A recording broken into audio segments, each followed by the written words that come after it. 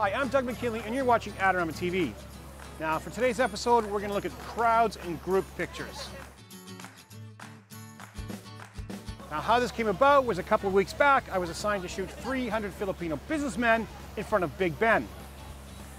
So I got thinking that maybe other people run into the same problem, especially at weddings, sports events, or family gatherings. So what we're going to do is highlight some tips and tricks on how to get better crowd and group pictures. Like a lot of photography, preparation is key. You need to scout out your locations beforehand. This will only enhance your images. If you're traveling and looking at crowds, what I tend to do is sit in a place and just study the crowd, looking for patterns and taking advantage of that.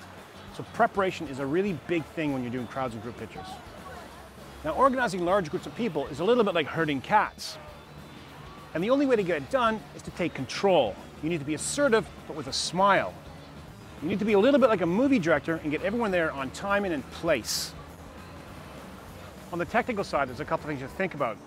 Lens choice, for instance. Now, I'm generally talking about large groups of organized people here, so I'm going to use a 24mm 1.4 Canon lens. And this is wide enough for me to get everyone in the shot. However, having said that, if you're looking at crowds of people in a foreign environment perhaps, then that's when you can use your longer lenses as well and isolate one subject within a group. So f-stop is going to play a big role here. Now for these large groups, ideally what we want is about f8, preferably f11. At f11, we're going to almost guarantee that we're going to get all our people in focus. Conversely, with large crowds of people, say in a foreign city or your own city, maybe using a longer lens, f2.8, even f4, that will give you that nice background blur and isolate your subject. And if you want to really put some motion blur in there, get the camera onto a tripod and use a neutral density filter.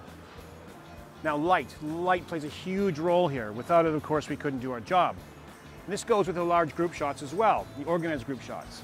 Now we're looking at f11 or f8, but we need enough light in order to get that shutter speed in order to use those f numbers without getting any motion blur in our subjects.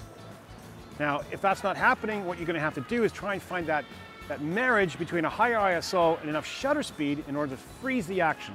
So I'm thinking about 1/250th a second, something like that would be really good. Now, depth of field also has its place. Now, we know that with depth of field, it's 1/3 in front of the subjects and 2/3 behind the subjects. So with that, with your large groups of people, try to make the rows no deeper than about 3, otherwise you might start falling into a problem with the depth of field. And once you're set up, focus just in front of the first person in the row, and you should be focused all the way through. Elevation plays a role too. Ideally, you want a little height over your group. This way you'll get all those faces looking up at you, rather than hiding behind the person in front of them. Use anything you can find, a rock, a chair, a stepladder, or a park bench. So there you have it, some tips and tricks on crowds and group pictures. Thanks for watching. I'm Doug McKinlay for Adorama TV. Don't forget, you can subscribe to Adorama TV for more great videos and tell us what you think. You can like, comment, or share this video. And please stop by the Adorama Learning Center for more great tips and tricks.